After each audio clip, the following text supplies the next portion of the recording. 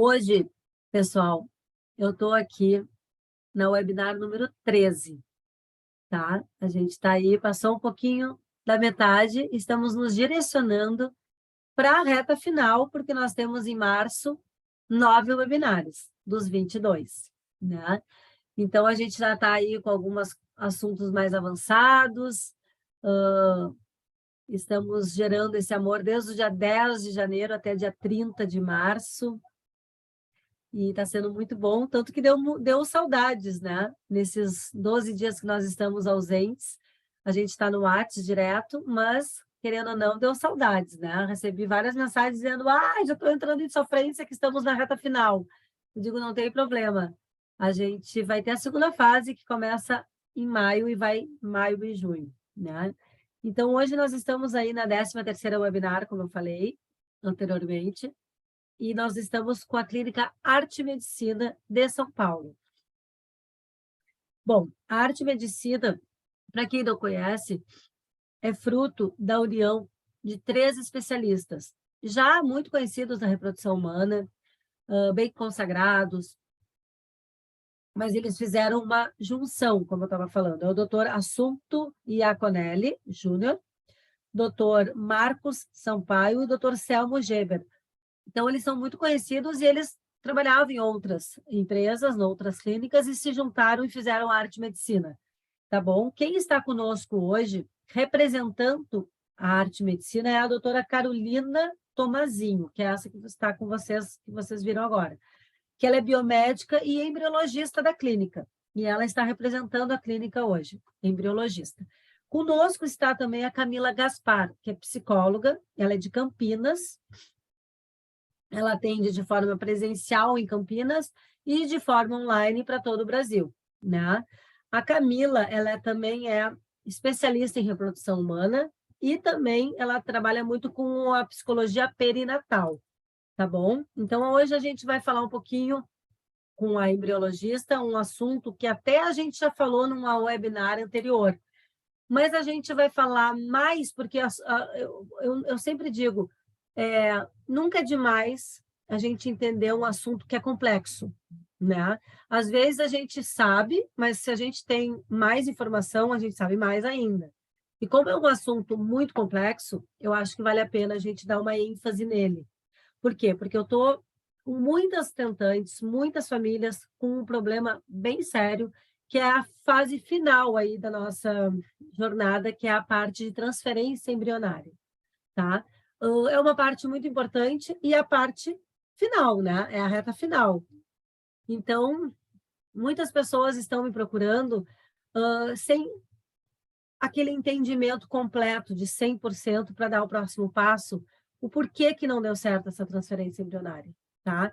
E aí eu fico pensando, por muitos motivos. Então, eu acho que uma embriologista, ela pode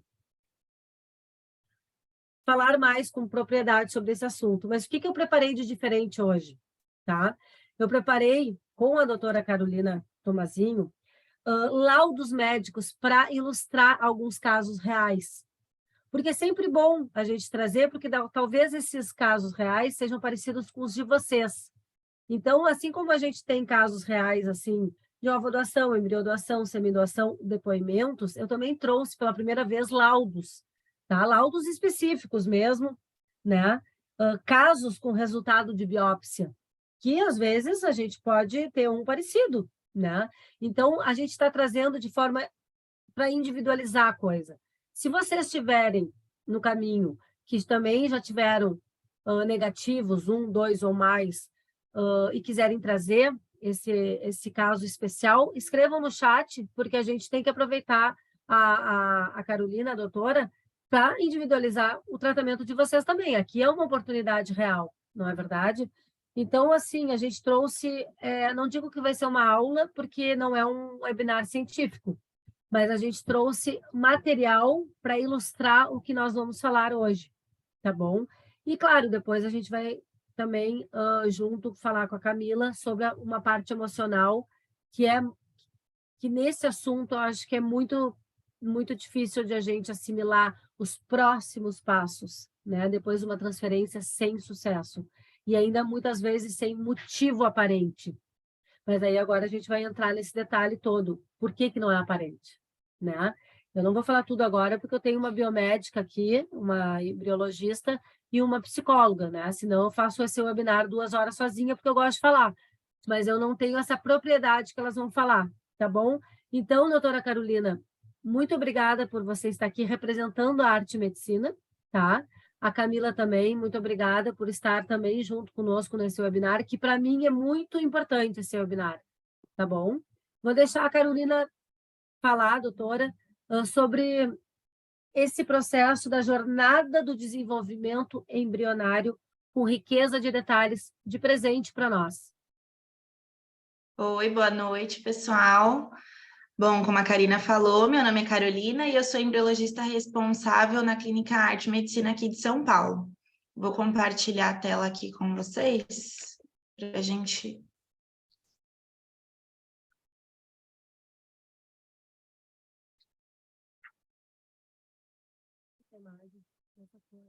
Todo mundo está conseguindo ver?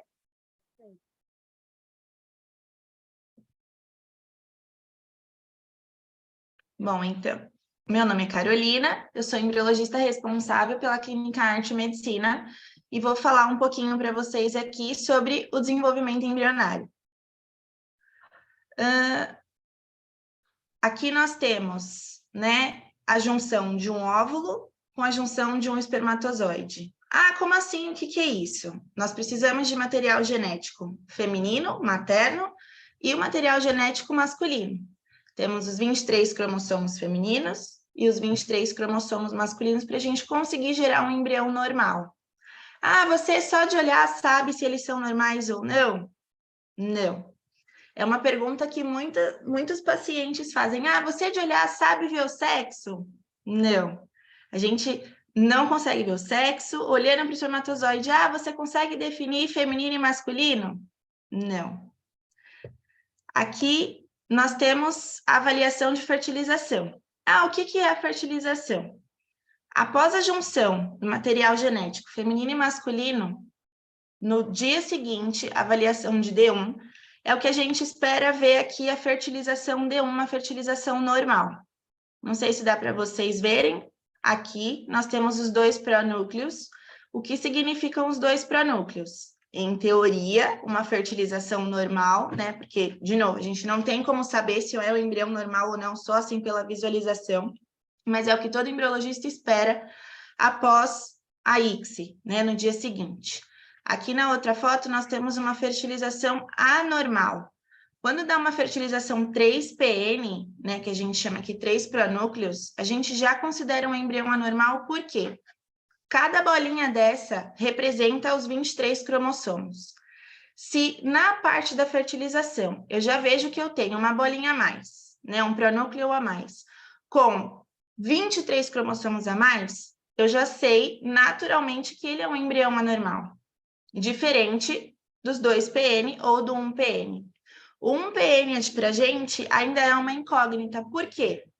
Pode ser que o segundo pronúcleo ainda vá aparecer, pode ser que ele já tenha aparecido e se fundido e tenha, né, se tornado apenas um, ou realmente ele só tem um PN. Então, o que significa isso? Apenas 23 cromossomos? Ou ele já está junto nos 46?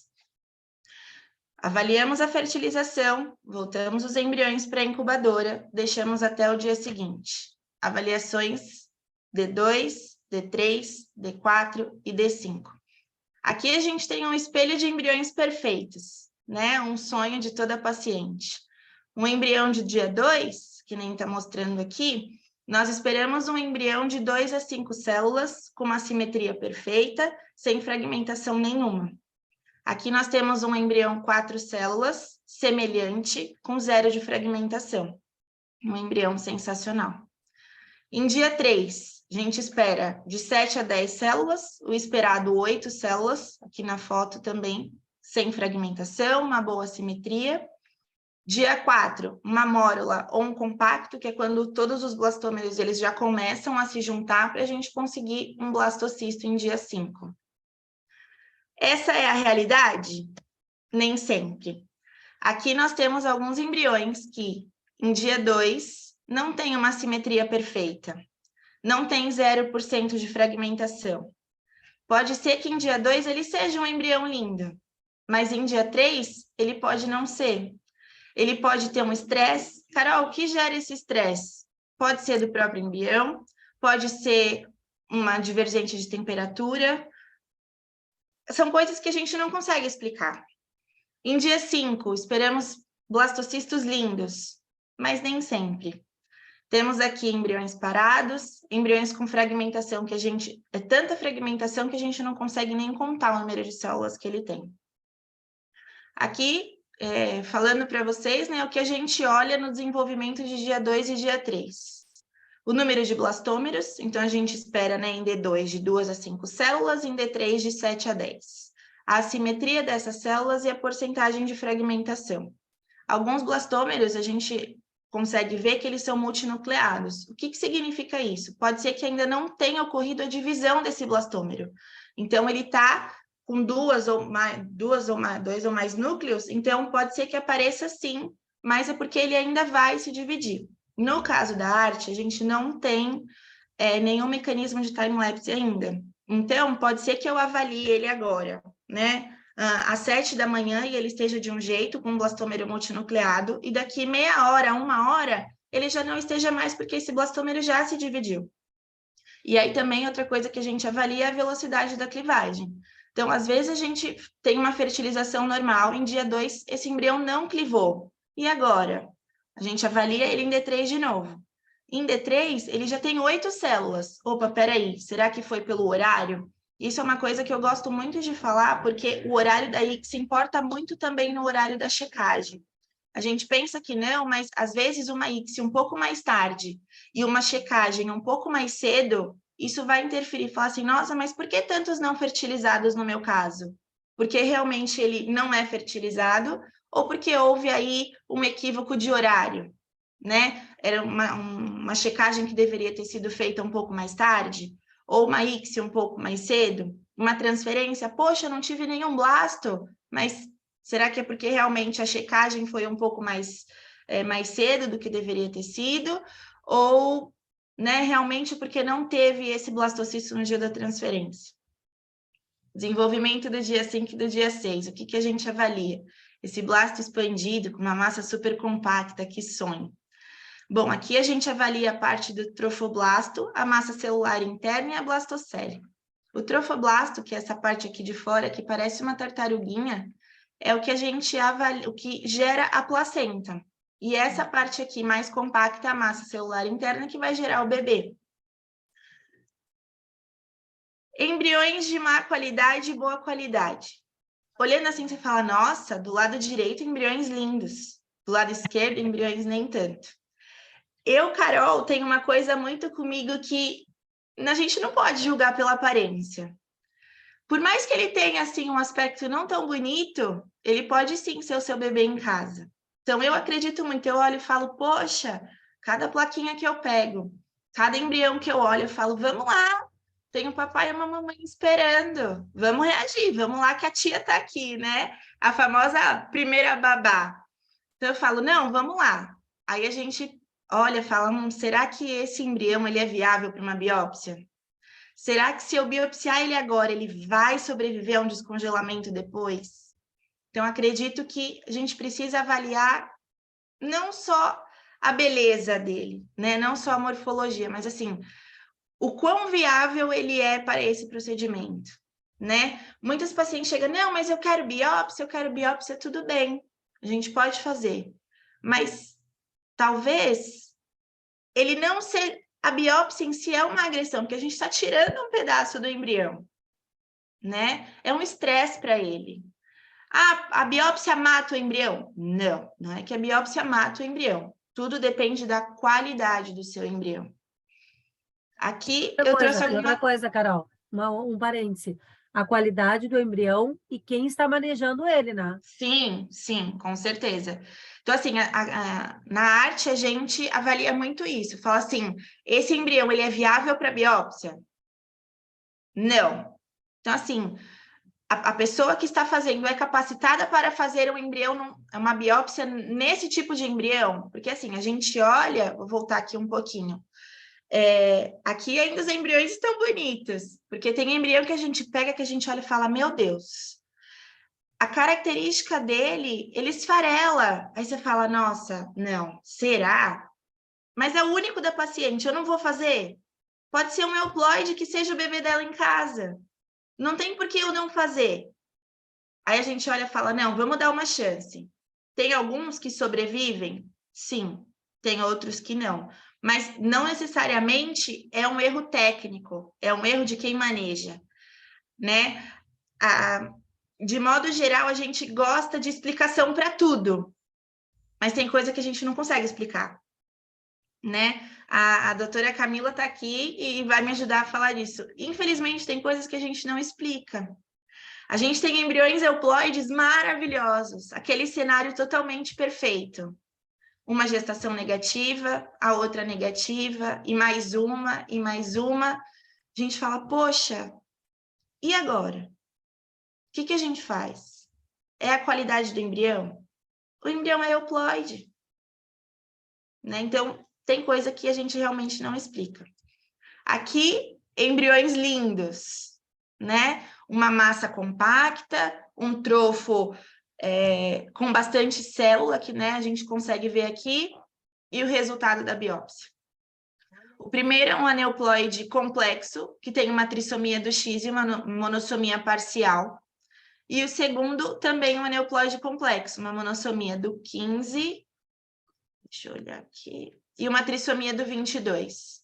Poxa, mas são embriões tão lindos, tinham desenvolvimentos tão perfeitos. Sim. Às vezes a gente olha aquele embrião em D2 e em D3 e fala assim, caramba, que embrião feio, tudo fragmentado. Às vezes não dá nem para contar o número de células que tem de tanto fragmento. Aí vem um blasto todo feio, coitado. Todo capenga vai olhar um embrião euploide. Aqui também, 2 embriões lindos. A massa ali perfeita, o trofo com bastante núcleo, mas aqui a gente tem uma trissomia do 22 também, um embrião super bonito, e embaixo, finalmente, um euploide, né? Mas é isso, não necessariamente a gente brinca muito no laboratório que quem vê cara não vê cromossomo. Às vezes, essa frase. Às vezes o embrião é tão lindo, na hora que vem o laudo, você fala, não é possível. Estava aqui tudo certo, um desenvolvimento perfeito, né? O que a gente sempre espera dentro do laboratório, sem fragmentação, uma divisão celular, né, impecável. Você fala, não é possível. Mas é possível. Os embriões, eles podem se autocorrigir. Então, às vezes, né, as pacientes podem ver nas fotos que elas recebem que para fora do embrião tem umas células excluídas. Essas células excluídas geralmente são de autocorreção do embrião. Mas não necessariamente ele vai se autocorrigir por inteiro. Ele exclui uma parte. Mas se ele for inteiramente aneuploide, nem essa célula excluída vai resolver. Então, o recado de hoje é: quem vê cara não vê cromossomo. Não adianta ter um embrião lindo e maravilhoso e ele ser aneuploide. Eu falo, confia no embrião que a gente tem. Porque por mais feio que ele seja, pode ser o seu bebê em casa. Né? Ah, é o único. Não importa, vamos confiar, vamos acreditar. Ah, mas ele é muito feio. Uma coisa que eu tenho certeza que as pacientes detestam: embriões colapsados. Olha o embrião lá todo colapsado na hora da transferência, fala, meu Deus, que coisa horrível. Gente, tá tudo certo. É um processo dele. O embrião colapsa, o embrião expande e tá tudo bem, né? E tá tudo bem. Então, hoje o recado que eu deixo para vocês é isso. Quem vê cara não vê cromossomo. Não adianta a gente ter um blasto lindo e maravilhoso e ter aí uma aneuploidia. É isso. Aff, Maria, eu vou dizer que consegui um blasto, vários, todo mundo sabe que eu falo sempre, né? Nas minhas tentativas de óvulos próprios, eu tinha blastocistos lindos, maravilhosos, não biopsiados e nunca consegui a transferência, com a transferência o positivo, né? E aí eu fico pensando, aí vem as perguntas que não fazem, que fazem a gente refletir como tentante, eu vou aqui falar. né? Tá, eu não biopsiei, na verdade, porque naquela época eu estava sempre meio que correndo atrás do financeiro, então eu sempre achava que ia dar, né? Então eu via que eles eram blastocistos, chegavam no estágio de D5, D6, enfim. Na época eu não sabia o que era um blastocisto, mas eu sabia que chegava lá num estágio bom. E aí eu não fazia biópsia, sempre com muita grana curta, assim. Aí tá, daí eu pensava assim, bom, vamos para a segunda tentativa. Mas aí, Carol, doutora, fica aquela pergunta, tá, e aí? Eu estava com pouca grana, não podia fazer biópsia, era um motivo meu. Outras pessoas, aí entrando na alvo doação, não são indicadas porque a doadora é jovem. Aí também não há indicação, então não vamos fazer biópsia muitas vezes, né? Tá, daí a gente está sem grana, a doadora é jovem, a gente não fez biópsia por causa que não teve indicação, e a gente vai fazendo um ciclo atrás do outro, né? Tirando aqui um jeito para pagar, tirando lá outro jeito para pagar, enfim. Aí entra o que a Camila vai falar daqui a pouco, gera um estresse enorme, porque eu já fiz 2 ciclos, deu negativo, porque não tinha biópsia. Não digo que a biópsia seja a coisa mais importante da vida, mas eu estou sem grana, eu estou com uma doadora jovem, e eu estou fazendo o 3º ciclo, e eu já não tenho mais para o 4º, né? E aí eu fico louca, fica louca da FIV, entendeu? Porque aí tem aquela coisa assim, como é que eu vou saber lidar, que é onde eu acho que entra a Camila, com a minha insegurança, com o meu cansaço, com a minha gravidez química, que muitas vezes vem. Quando vem uma alteração cromossômica ou uma não compatibilidade, que a gente recebe, muitas tentantes falam para mim, Karina, eu recebi uma notícia que o meu embrião não é compatível à vida. Fiquei mal de cabeça, não consigo me reerguer. Entendeu? Olha isso, é muito forte, tu entende? Aí entra toda a frustração, né? Fora uma fragmentação do descongelamento, que nem você comentou agora. Então, são muitas coisas que a gente tem que saber lidar. Isso porque a gente não fez, talvez, a biópsia por causa desses motivos que eu falei. E quando a gente faz a biópsia? É isso. Quando a gente faz a biópsia e mesmo assim não dá o positivo. Eu acho que Entende? esse é a pior, assim, né? Porque você tem um embrião, né? Ele passou por toda essa etapa do desenvolvimento, ele chegou no estágio de blastocisto, ele estava apto para biópsia, foi biopsiado, foi congelado, tem um resultado euploide, aí, nossa, coração vai a 1000, é agora. Aí você faz a transferência negativa. E agora? Às vezes eu falo assim, a biópsia é bom? Depende. Porque é isso, você tem um embrião euploide, mas você não tem uma gestação. E, de novo, você vai buscar respostas aonde? Aí eu acho, vem ainda, acho que um pouco mais de trauma, porque a culpa volta toda para você. Poxa, o problema é comigo, eu não sei o que eu faço. E agora? Então, até que ponto a biópsia é válida? Eu acho que, assim, você tem uma idade materna avançada, você tem um fator masculino grave, um aborto de repetição, ok, super válido de você fazer. Mas se você não tem indicação, não tem porquê. Óbvio, existem embriões aneuploides de, né, doadoras que são jovens? Existem. Mas é complicado de explicar, porque a gente fala assim, caramba, a gente tenta, faz de tudo, não tem indicação, ou tem indicação, vem euploide e não engravida. Eu acho que esse sentimento é muito mais frustrante do que qualquer outra coisa, porque aí volta tudo para você. Né? Não sei se você também chegou a passar por isso, de ter algum euploide e de não conseguir engravidar, mas eu acho que a frustração é Verdade, surreal.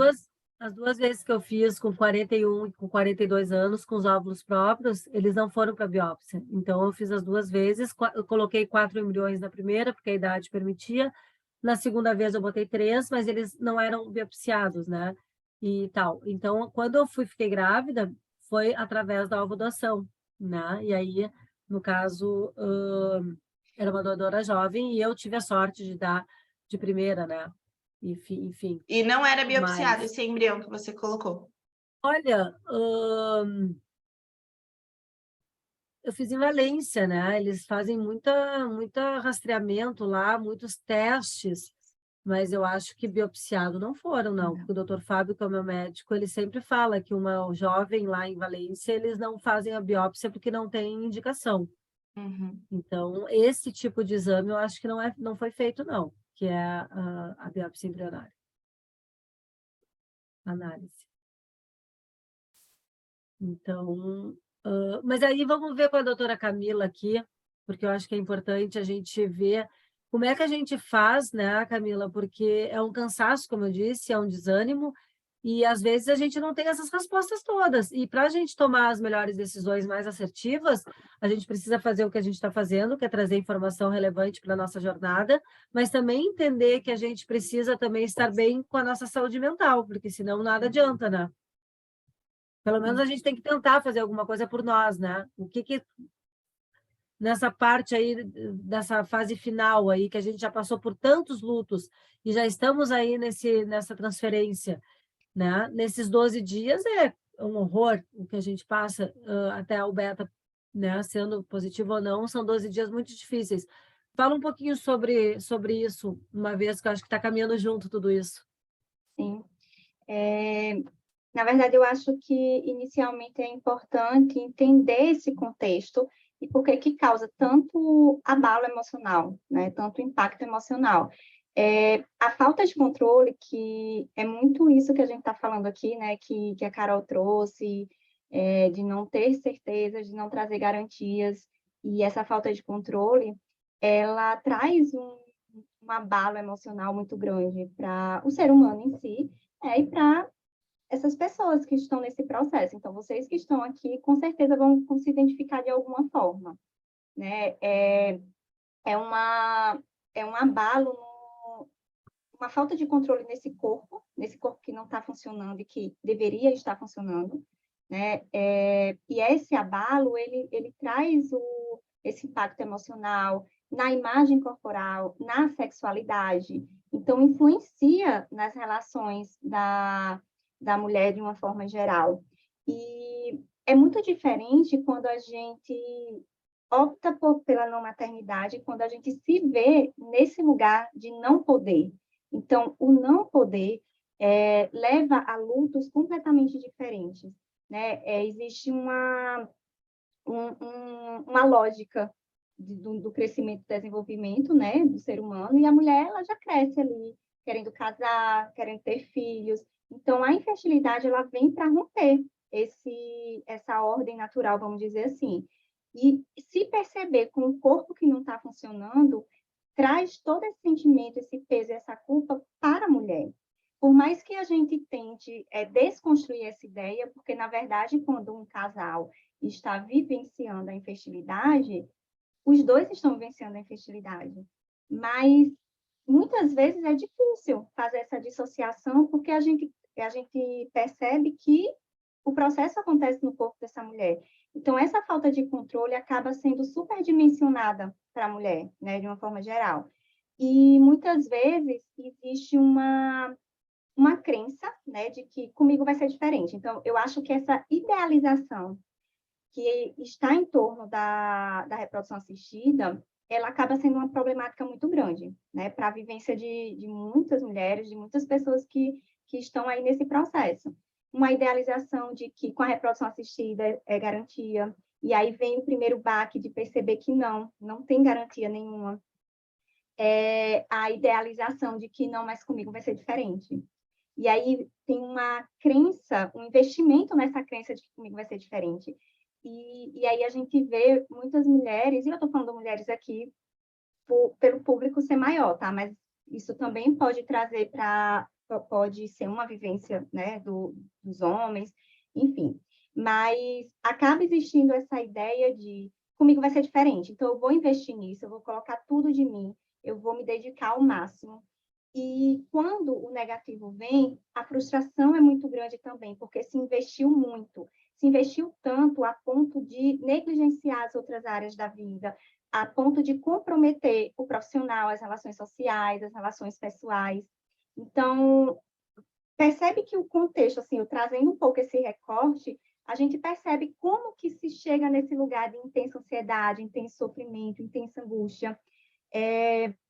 Essa falta de controle e o incerto, ele acaba desacomodando todos nós de uma forma geral. Então, ele traz muita vulnerabilidade, ele escancara muito a fragilidade da mulher, que muitas vezes não estavam preparadas para lidar com o incerto, com o não conseguir algo.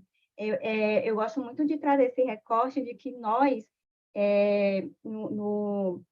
nos últimos anos, nós fomos preparadas para o mercado de trabalho, para nos planejarmos, para deixar tudo muito encaixadinho. E na hora que a gente decidir, vamos ter filho, vamos. A infertilidade, ela vem para trazer um abalo nessas certezas. É aquela certeza de que eu estou planejando tudo, eu estou deixando tudo encaixadinho na hora que eu quiser, vai ser o momento perfeito. A infertilidade vem para trazer essa incerteza, para dizer, não é assim. E aí é toda uma desorganização que essa infertilidade traz, e é preciso reorganização diante de um novo cenário. Então, esse sofrimento, essas frustrações, esses lutos e perdas que estão no processo, eles vão vir para uma readaptação. Então, o entrar em contato com essas dores, com essas perdas, faz muita diferença nesse processo, né? Para que elas consigam se reorganizar. A gente fala que luto nada mais é um movimento para a vida. Então, essa reorganização, esse movimento, ele precisa acontecer. Para isso, antes do movimento, é preciso entrar em contato. É preciso lidar com as frustrações, é preciso vivenciar essas dores.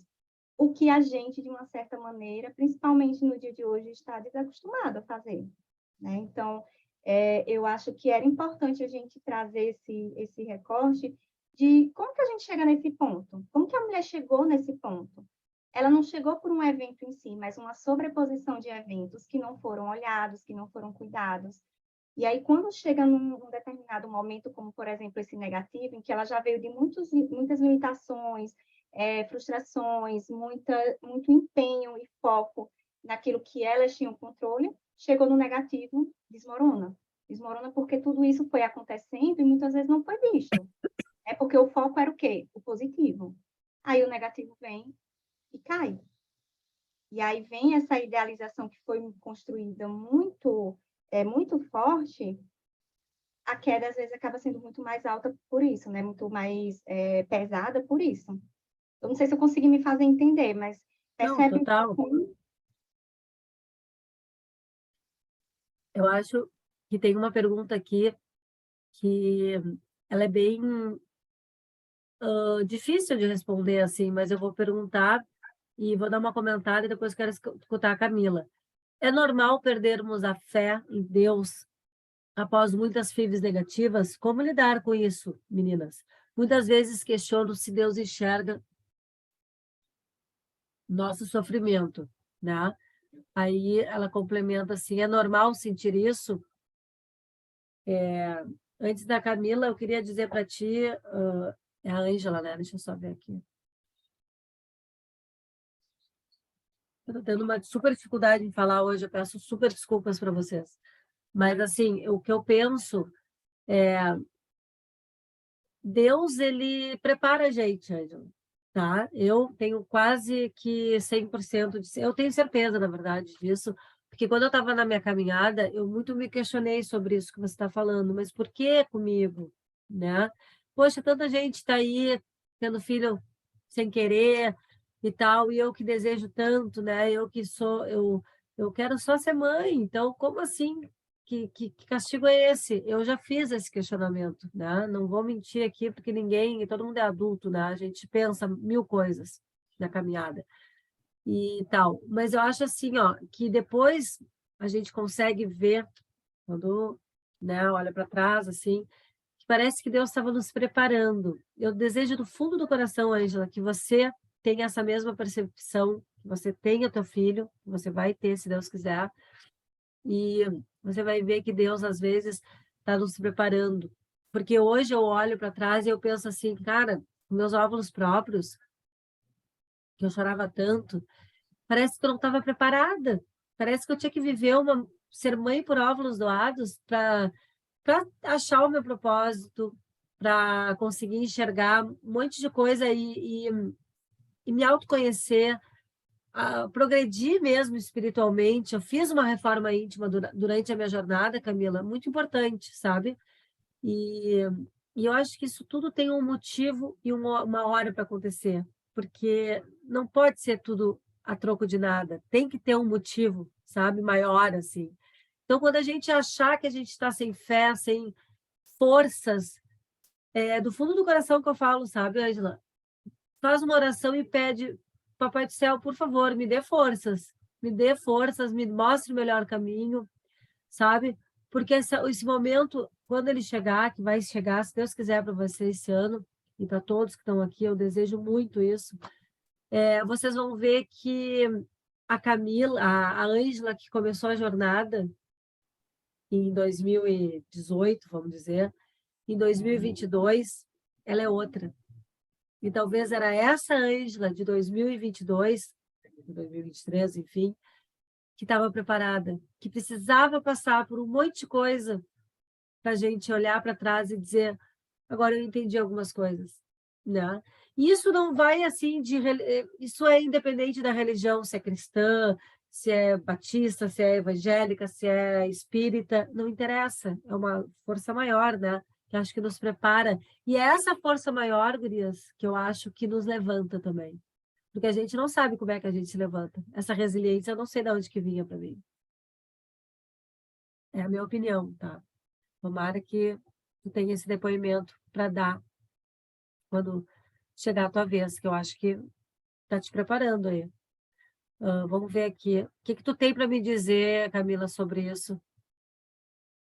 Então, quando ela me pergunta, é normal, né, esse movimento, isso faz parte, de uma certa maneira, do próprio processo de luto, né? Muitas vezes a negação, vem a raiva, vem a barganha, né, o negociar. Então, esse movimento, ele pode fazer parte do processo de luto. Então, quando ela me pergunta se é normal, não necessariamente o perder a fé, mas estar nesse momento de incertezas. Eu acho que é mais nesse sentido, né? E eu gosto de trazer muito a ideia de que os pensamentos e os nossos sentimentos, eles precisam ser validados, sejam eles quais forem, né? Então, se nesse momento é isso que está chegando, primeiro acolher. Ele tá trazendo alguma coisa, né? Que dor é essa que te faz questionar da tua fé? Não necessariamente para ficar preso nisso, mas que a partir daí, com essa aceitação, conseguir seguir.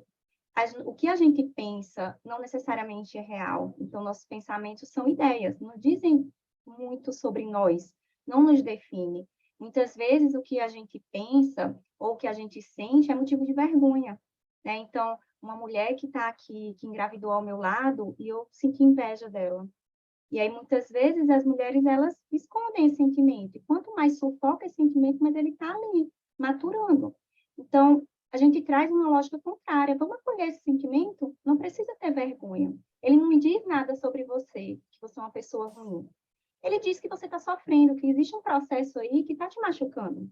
Né? Então, é meio que olhar para o nosso movimento e o nosso processo com mais carinho, com mais cuidado, com mais gentileza, sem se criticar tanto. Esse próprio movimento, Ângela, que você está trazendo, é um movimento que, em algum momento, você vai encontrar essa força novamente, você vai alimentar, né? Então, é respeitar mesmo o processo e o movimento de cada um. É o que eu gosto muito de deixar, assim, de trazer, sabe? Como um incentivo mesmo, de vamos acolher o que está chegando, sem trazer aquilo como um decreto, né? Esse sentimento, esse pensamento como um decreto. E eu acho que é muito isso mesmo. Que nem a Karina falou, tem coisas que não é no nosso momento, né? Não é na hora que a gente quer. Esses dias eu vi uma frase que fala muito isso. Fala assim, será que é no momento que eu quero ou é no momento que o meu filho está preparado para mim? Né? E eu acredito muito nisso. O meu TCC da pós-graduação foi nesse aspecto de psicológico, né? Principalmente na ovodoação. E o lado familiar, ele questiona muito, porque ele fala assim, nossa, você não vai me dar um neto? Você não vai me dar um sobrinho? E fica essa cobrança. E aí, né, vou me colocar eu, mas assim, o casal tentante fica assim, caramba, mas eu não consigo. Foi o que a Karina falou. Tem uns que não estão nem aí, tem filho, vários. E aquele que tenta, tenta, tenta. E, Ângela, para você, acredite, porque o que é seu tá no seu caminho, sim, tá guardado para você e tá sendo preparado para você. Não perca a fé, independente da religião que seja. Né? A E gente uma coisa que eu acho acreditar. importante a gente trazer aqui, ela falou agora que complementou, gratidão imensa em ter encontrado este grupo, porque a minha jornada é completamente silenciosa, eu e meu marido. Por isso, ter com quem conversar é muito acolhedor. Obrigada 1000 vezes. Isso é uma coisa que eu falo muito. Quando a gente não tem uma rede de apoio, né? Hoje vocês têm aqui o Gerando Amor, é uma rede de apoio, nós Santantes é há 4 anos uma rede de apoio. Mas quando a gente não tem, e fica só entre o marido e o casal, seja menina com menina, menino com menino, casais heterossexuais, homoafetivos, o casal. Se fica entre 4 paredes, é um pouco mais difícil, porque, como você falou, Angela, é mais silenciosa, uma jornada mais silenciosa. E isso pode vir a ter um pouquinho mais de prejuízo, né, Camila? Porque, claro, a gente fica com muita coisa aqui, né, no nosso peito, engasgado, e não tem com quem dividir. Eu vivi uma caminhada silenciosa porque eram tempos de tentantes que não tinham com quem a gente se inspirar. A gente não tinha ninguém para falar. Ninguém dizia, eu sei o que você está pensando para mim. Eu sei o que você está sentindo, porque ninguém falava que era... Nem falavam de FIV com óvulos próprios, quiçá de ovorecepção. Tanto que a gente é o primeiro casal que falou sim, né, no Brasil. Então, assim, eu fui aquela que chocou, né? Quando eu pedi dinheiro para ir para Valência, para quem eu nunca conheci na vida, para me ajudar, que é assim que eu construí uma rede de amor para irmos para Valência, porque a gente só tinha metade do dinheiro, as pessoas, além de eu estar pedindo dinheiro, ajuda financeira, as pessoas tinham que entender o porquê que eu estava pedindo, que era para fazer uma ovo doação. E as pessoas diziam, tá, Karina, mas me diz uma coisa, eu vou te ajudar, mas o que é isso que tu está fazendo mesmo? Hoje, se eu estivesse construindo essa rede de apoio, eu teria que dar menos explicação do que na época eu dei, né? Porque tá mais desmistificado, tá mais democratizado a informação. Mas então, assim, é um momento difícil, exatamente especialmente para quem não tem uma rede de apoio de uma amiga, de uma parente, de uma, sei lá, de pessoas em volta, né? Por isso que eu acho que a ajuda emocional, para quem principalmente não tem com quem conversar além do marido, é de extrema importância, né? Porque senão a gente enlouquece, pessoal. A gente enlouquece, literalmente. Isso. Esse processo, ele é muito doloroso. Ele leva o casal, seja o casal qual for, né? Mas ele leva o casal ao extremo. E muitas vezes de uma maneira muito solitária. Então, é potencializado todo esse sentimento. Ele já existe, essas frustrações, essas angústias, esses receios, os medos, e eles acabam sendo muito potencializados exatamente por essa vivência muito solitária. E, às vezes, essa vivência, ela acaba sendo muito solitária porque é uma sociedade que não sabe acolher, né, um casal tentante. É muita cobrança, muita crítica, muito julgamento, mas esse isolamento ele acaba também acontecendo muitas vezes dentro do próprio relacionamento. Daí a importância de ter esse espaço mesmo, né, para olhar para promover esse diálogo em um relacionamento entre o casal. A vivência de cada um acaba sendo a vivência de cada um, muito individual. Então, muitas vezes, quando não existe esse diálogo, cada um acaba se fechando ali no seu mundo, com as suas dores, com as suas angústias, e muitas vezes essa falta de comunicação vai trazendo um grande abismo, um grande espaço entre o casal. Então, esse isolamento é uma grande problemática, né? Ela se isola de vários, ele, né? Os envolvidos se isolam de vários ambiente da sua vida, seja trabalho, vida social, familiar, dentro do próprio relacionamento, uma sensação de que a vida está estagnada. Então, ainda sem rede de apoio. É tão importante quando essa rede de apoio ela existe. E quando a gente fala de rede de apoio, a gente não está falando de escancarar o processo, o que é íntimo, para qualquer pessoa, mas entender quem são as pessoas que se importam comigo, que podem me acolher e cuidar de mim, que eu posso me sentir cuidada e que eu posso compartilhar sem críticas. Às vezes, essa pessoa ela não vai ter um ombro amigo ali que exerce essa função, mas a rede de apoio ela também pode ser profissional. Então, é o pedir ajuda, é o aceitar ajuda, é o entender que eu consegui caminhar sozinha até aqui, mas daqui para frente meu limite chegou. Eu preciso recorrer a isso.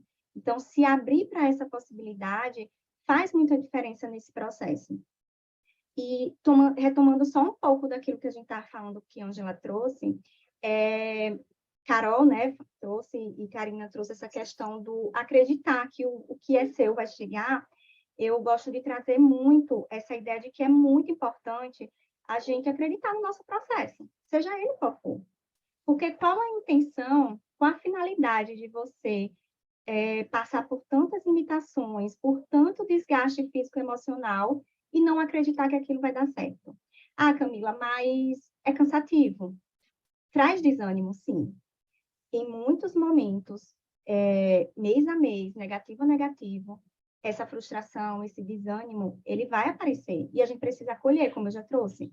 Mas, em meio a isso, seja a estratégia que for, dando pausa, investindo em outro projeto que faça sentido, seja a estratégia que for, encontrar formas de se motivar e de voltar a acreditar nesse processo, de olhar para si. O que é que eu estou conseguindo evoluir? O que é que eu consegui fazer diferente nesse ciclo que eu não fiz no passado? Como eu posso me motivar para que nesse novo ciclo eu consiga acreditar no que eu estou fazendo? Eu atendendo uma paciente, ela me trouxe uma analogia que fez muito sentido. Hoje eu até levo para as minhas outras pacientes. Quando a gente senta na frente, na Copa do Mundo, e a gente senta na frente da TV para assistir o jogo do Brasil, nós sendo brasileiros, né? Mesmo que o Brasil esteja jogando mal, que muitas vezes nem está merecendo, tem outros times que acabam merecendo mais, jogando melhor. Mas a gente senta na frente da TV torcendo contra? Não. A gente senta na frente da TV torcendo a favor, mesmo que a gente entenda que existe todo um cenário que pode ser favorável, pode não ser. Então, eu consegui fazer essa analogia para esse processo, sabe? Encontrar formas de sentar ali na frente e torcer a favor. E acreditar que pode dar certo. Claro, com muito pé no chão. A gente não está falando de uma idealização fora da realidade, mas acreditar que é possível. Até para valer a pena, toda a limitação é uma mudança de vida muito grande, de hábitos de vida mais saudáveis. Às vezes a mulher ela tinha um tipo de rotina e passa a ter outro, o homem também passa a ter uma mudança ali no dia a dia. Para quê? Para acreditar que pode dar certo. E esse incentivo, esse encontrar essa motivação faz muita diferença, mesmo que a gente entenda que vão ter momentos, sim, que vão ser desanimadores, não vai se ter energia para seguir. E aí é que vem a pausa. Vamos pausar, então, um pouco? Vamos tentar sentir tudo isso, entender tudo isso, acomodar para seguir melhor, com mais saúde mental e física, né? Com mais condições de acreditar novamente nesse processo. Não sei assim, se faz sentido para vocês, mas é isso que eu gosto muito de trazer, sabe? Inclusive na terapia, com minhas pacientes. A pausa, às vezes, ela é necessária, né? Que seja uma pausa pequena, né? Eu tenho aqui uma pergunta, gente, que eu acho que também, como eu falei anteriormente no começo da webinar, nunca é demais informação, né? Mesmo que a gente saiba, a gente sempre sabe mais um pouquinho. Então, assim, tem uma atendante aqui que foi buscar minha última tentativa ocorrida em 13 de junho de 2022, ano passado. 4 óvulos, né? Implantou 2. beleza, com qualidade 7C e 2D. E na penúltima, novamente, 2 implantados com qualidade 4CC, Carolina, e 2CC. Como aprendizado, o que significa estes números e letras? Ó, a gente ia falar sobre isso, era nova, depois que a Camila, que a gente entrou um pouco nessa parte emocional, que é super de extrema importância, e depois a próxima parte com a doutora Carolina seria exatamente isso. O que é essas classificações todas desses embriões, né? Porque existe aí algumas letras e alguns números, né? Que é muito difícil de entendimento, principalmente para quem é nova no assunto e tal. Tá no começo de tudo. Eu queria que a doutora Carolina falasse um pouco sobre essas letras e esses números, porque às vezes, é como ela falou, às vezes a gente tem um 6AA, que eu anotei aqui, que deve ser um embrião de qualidade de cinema, e tem um CC, que deve ser assim, um horror, um cão chupando manga, né? É os extremos, é isso, Carol? Cada clínica tem o seu protocolo de avaliação, tá? Nós, na arte, não classificamos dessa maneira. A gente classifica com número de células, assimetria e número e porcentagem de fragmentação. Então, por exemplo, os números que ela fala aqui é a quantidade de células que tem em cada embrião. Então, 7C, ele tem 7 células, provavelmente não deve ter uma assimetria muito boa, e uns 15, 20% de fragmentação. O 2D, 2 células, quanto maior a letra, maior a porcentagem de fragmentação. 4 é um embrião. Maior a letra, quanto maior a letra do alfabeto, então o D... O AA é um top quality que a gente chama, tá? Vamos colocar assim, um bom, um médio, né, um excelente, um AA, um bom, um médio, um regular. Tá? Então, um A, um top quality, que é um sonho. Um B, uma fragmentação um pouquinho mais leve. Um C, uma fragmentação mais moderada. E um D, uma fragmentação avantajada, vamos por assim. Que nem você falou, um 4CC, péssimo. De novo, a gente olha, mas a gente precisa acreditar. A gente volta, né, no que a gente está falando para a Ângela. Não é porque ele é um 4CC que ele não pode virar um blasteoploide.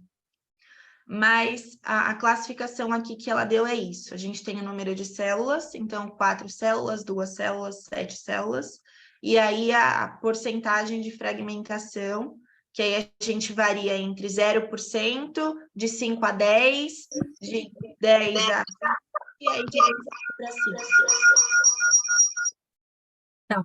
Então, só recapitulando aqui, ver se faz sentido isso de acordo com o que você falou, se isso faz sentido. O embrião tipo A, ele não tem fragmentação, né? Não. Então, por isso ele é melhor. O embrião tipo B, eu posso afirmar que tem 10% das células fragmentadas? A gente faz uma média de 5 a 10, mais ou menos. Posso mostrar aqui?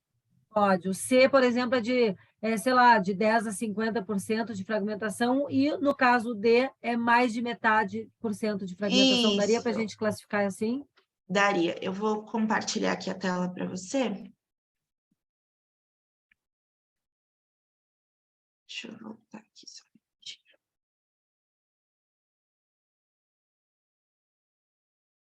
Aqui nessa primeira imagem, nós temos um embrião 5 células.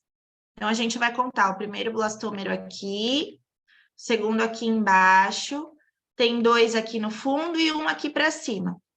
Toda essa parte aqui, ó, que a gente consegue ver umas bolinhas menores, é o que a gente chama de fragmentação, tá?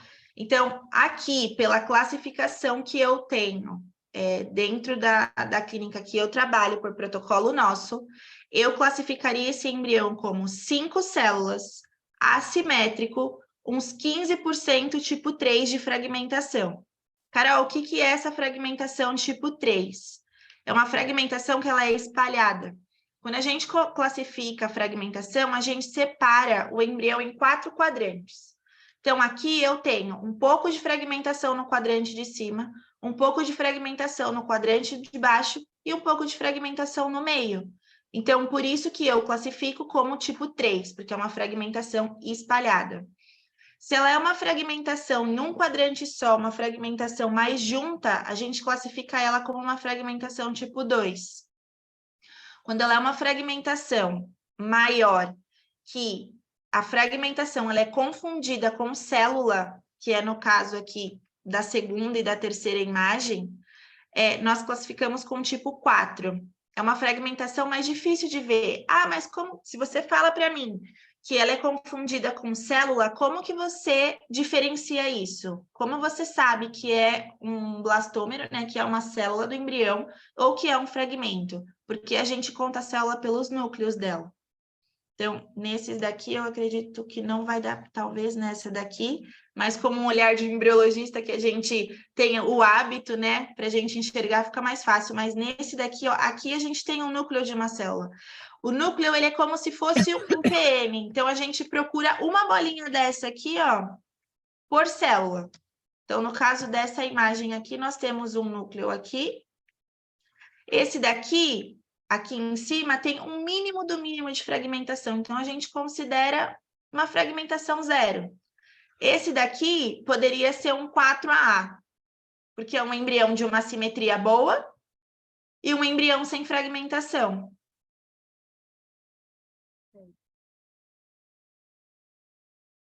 Aula, né, gurias? Famílias, gurias. Mas é boa a gente ter essa oportunidade. Quem me dera ter tido essa oportunidade de entendimento. Que delícia.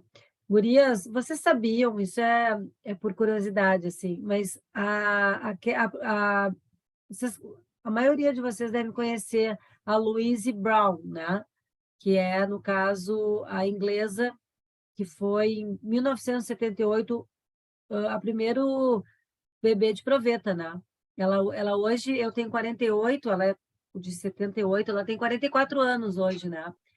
E você sabe, só de curiosidade, assim, quantos ciclos naturais que naquela época trabalhavam em ciclos naturais?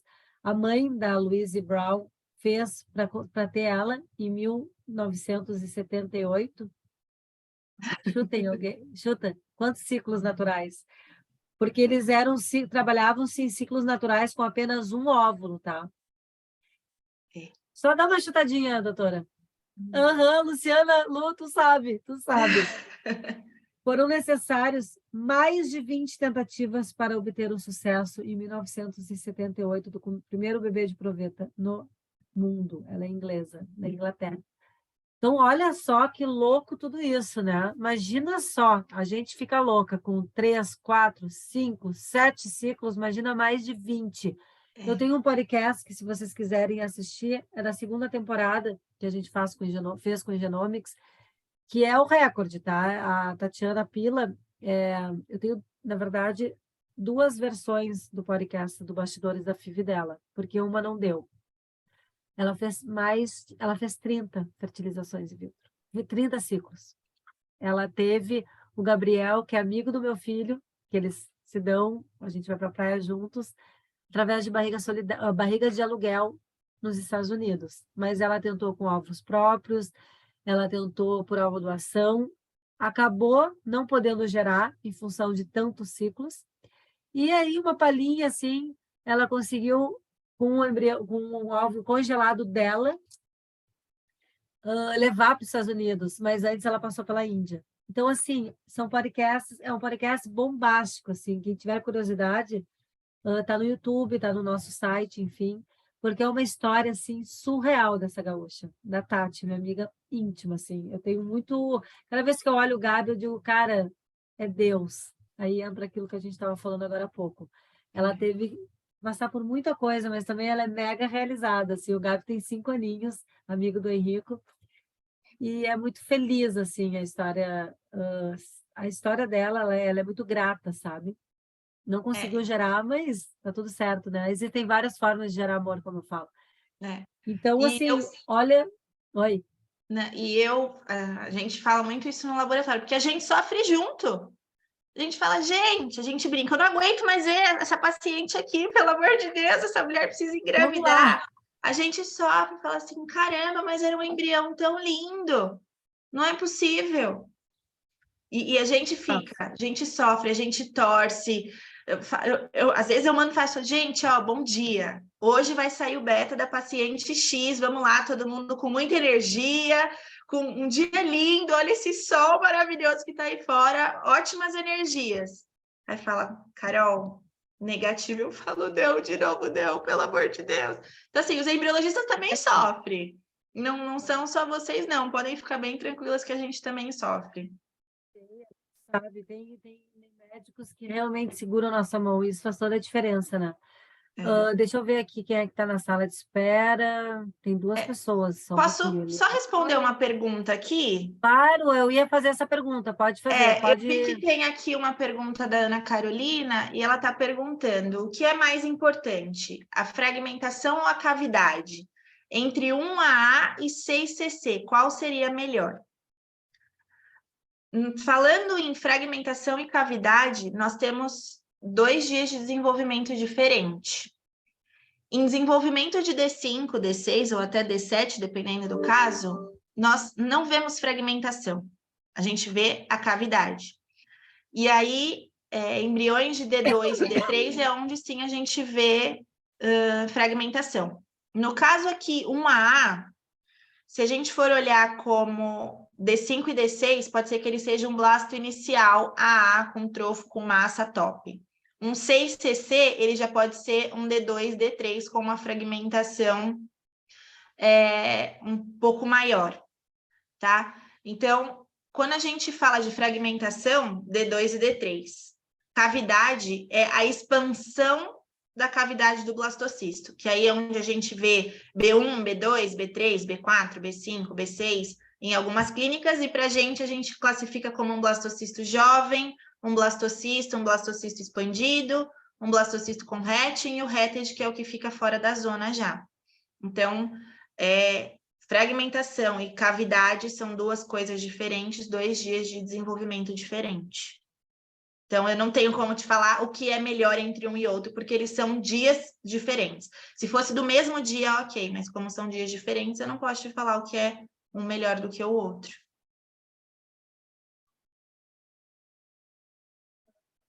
Tem uma pergunta, Carolina, doutora, lê ali a pergunta da ovodoação, só para eu responder uma moça aqui no privado. Pode ler para mim? A respeito de ter uma ovodoadora prima de 1º grau, tem algum problema? Pode vir a acontecer alguma malformação? Se for 1º grau sua, da esposa, ok, porque com o marido não vai ter a consanguinidade. Então, ok, não teria problema. Mas se for a prima de 1º grau do marido, aí a gente já corre um risco. Então, se for da esposa, ok, não tem relação, né? A não ser que sejam parentes, todos, né? Pode ser que aconteça também. Mas se, né, esposo e esposa não tiverem consanguinidade e a prima também não tiver nenhuma relação, ok. Exatamente. Essa pergunta aqui é bem agora o que está agora a legislação, né? Tá ok agora o Conselho Isso, agora até Federal 4º grau de parentesco pode fazer existe a a ovodação doação.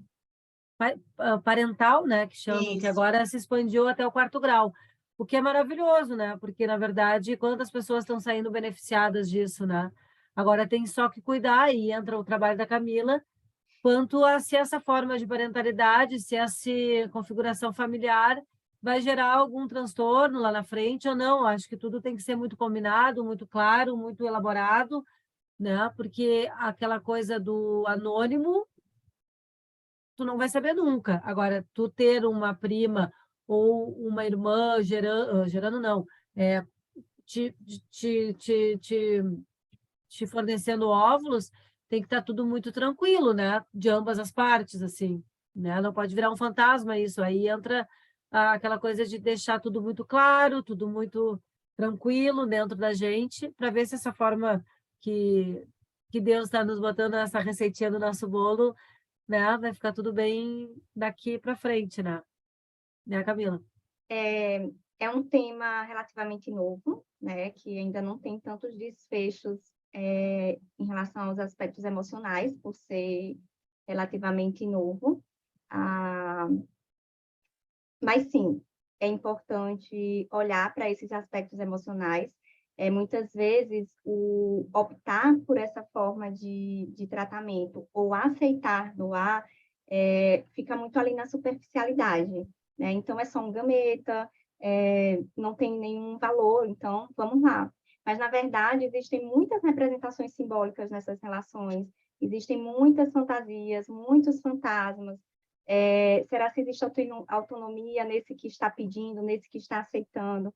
Então, essas questões elas precisam ser investigadas, precisa trazer para reflexão, né, todos os envolvidos, de preferência, que passem por esse acompanhamento, porque existe uma ambivalência em torno em meio ao processo. Então, muita coisa pode mudar. Será se está preparado, se tem espaço psicológico, emocional para lidar com as mudanças, com as questões que possam surgir? Então, sim, é algo que ainda deixa muito uma luzinha acesa, né? Exatamente por não ter protocolos ainda muito certos, mas o que se sabe é que todos os envolvidos precisam de um acompanhamento, né? Porque essas relações elas podem estar muito imbricadas de tal forma que quem está ali não consegue perceber. Fora que existem também outras complicações. O contar para o filho não, quando é uma ovorecepção de desconhecido, é uma decisão dos pais. Embora, né, psicologicamente falando, a gente incentive esse diálogo, o segredo acaba trazendo muitos ruídos para essa relação, mas ainda assim é uma decisão do casal. E quando é uma doação de gametas intrafamiliar, extrapola essa relação do casal, então não diz respeito apenas a eles, né? A questão dos embriões excedentes, o que fazer com eles? Era uma decisão do casal. E aí, com um familiar que doou ali um gameta, será se ele permite que seja doado para outra pessoa, para outro casal? Então, são muitas peculiaridades, especificidades que precisam ser olhadas, né? Mas que sim, veio como mais uma possibilidade de fazer, né, com que muitas mulheres, homens, casais, realizassem esse desejo da parentalidade. Com certeza. Não, é muito legal. Eu achei, dentre algumas mudanças, essa mais, assim, interessante, assim, né? Que não era permitido e agora já é. Aqui, ó, a Grazi perguntou, prima de segundo grau, parte materna da mulher, tá? Entra direto para a ovodoação ou pode ir para análise do Conselho de Medicina, a prima de segundo grau dela? Eu acredito que precisa entrar em análise, porque quando a gente fala de quarto grau de parentesco, a gente fala de mãe, avó, tia e prima, né? Prima, então acredito que a prima de segundo, como ela já vem, a prima da mãe primeiro, né? Precisa entrar em análise, sim. Sim, também, mas nada é impossível, né? O Wallace está aqui comigo hoje, conosco, ganhou o Ninho Solidário 2023, um dos casais, e hoje me deu a notícia, né, Wallace? Deve estar aí me escutando, me deu uma grande notícia, que hoje acabamos de receber a informação que já temos a autorização do CREMEC, né? Não sei se é CREMEC ou CREMEC, para nossa amiga ser o nosso útero de substituição. Então, hoje eles estão dando um passo bem importante, né? Mais uma etapa vencida. E eu estou muito, muito feliz. Um beijo para você e para o Renato. O Geiel também está aqui, são 2 casais que ganharam a FIV ano passado, gratuita, com o Dr. Torquato, que vai fazer parte da segunda fase do Gerando Amor, a Clínica Evangelista Torquato. Assim como outras também, né? Porque não dava para fazer tudo numa fase só, porque senão a gente não ia ter dias off, né? De descanso. Então, a gente fez 2 fases, né? A segunda fase é maio e junho, tá? Só para vocês que estão aqui nessa fase já se organizarem, porque vai ser bem legal também, tá? Quais exames vocês sugerem que não podem faltar em caso de falhas de implantação sem motivo aparente? Nós temos uma webinar que a gente falou bastante sobre falhas de implantação, mas eu gosto sempre de salientar que quanto mais informação, melhor, né? Então, a gente tem que tirar nossas dúvidas. Vocês têm que trazer essa individualização para cada webinar, porque essa é a oportunidade que a gente está dando para vocês e que me faltou na época. Então, tudo que vocês quiserem, vocês tragam para cá, porque se não der tempo, a gente busca essa resposta e manda pelo nosso grupo de WhatsApp, tá bom? Quais os exames, doutora Carolina, que você indica para falha de implantação sem motivo aparente? Então, cada médico tem a sua conduta, né? Tem a sua linha de raciocínio. Mas, geralmente, investigação imunológica e trombofilia, acredito que são os mais solicitados. Mas é aquilo, cada caso é um caso. Então, cada médico tem a sua linha de conduta e acredito que a melhor solicitação aí dos exames será feito pelo médico mesmo. Mas tu tem algum, assim, que não pode faltar, que seja de protocolo, assim, em geral? Olha, geralmente o que a gente mais observa são mesmo as trombofilias.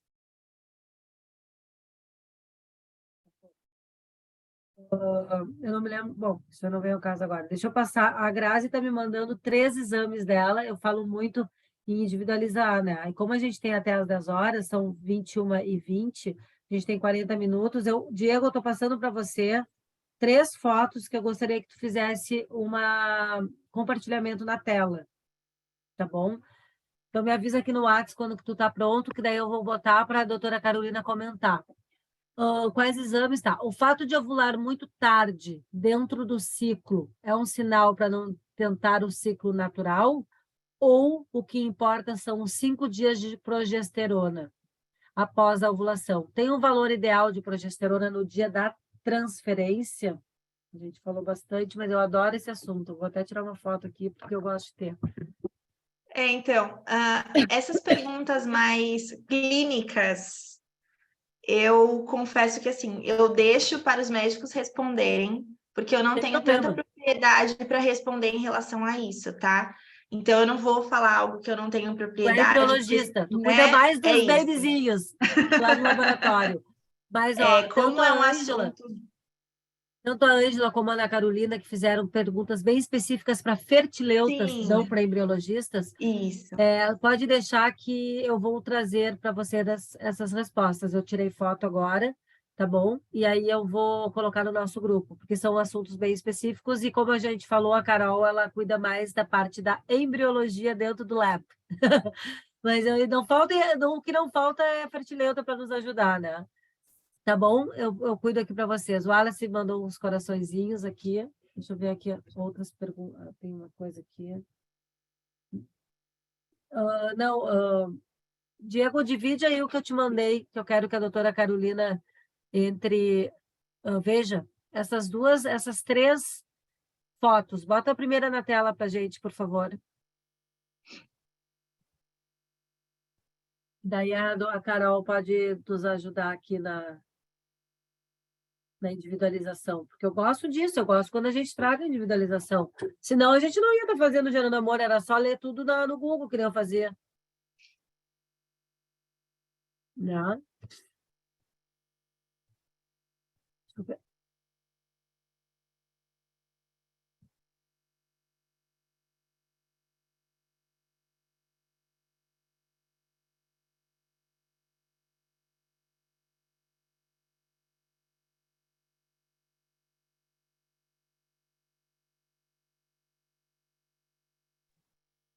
Ó, ele vai botar a primeira, tá? E... Vamos ver aqui. Carol, Doutora Carol, você já acompanhou alguma liberação efetiva de primo de 2º grau e quanto tempo costuma levar essa análise? O que eu já acompanhei foi de útero solidário, mas para ovorrecepção, assim, não. Confesso que demora, e a paciente que a gente pegou, ela estava ainda bem no começo da pandemia, então virou aquela bagunça, demorou quase 1 ano para poder liberar o caso dela, e era para a prima do marido, o útero solidário. Mas em casos de ovorrecepção, assim, não.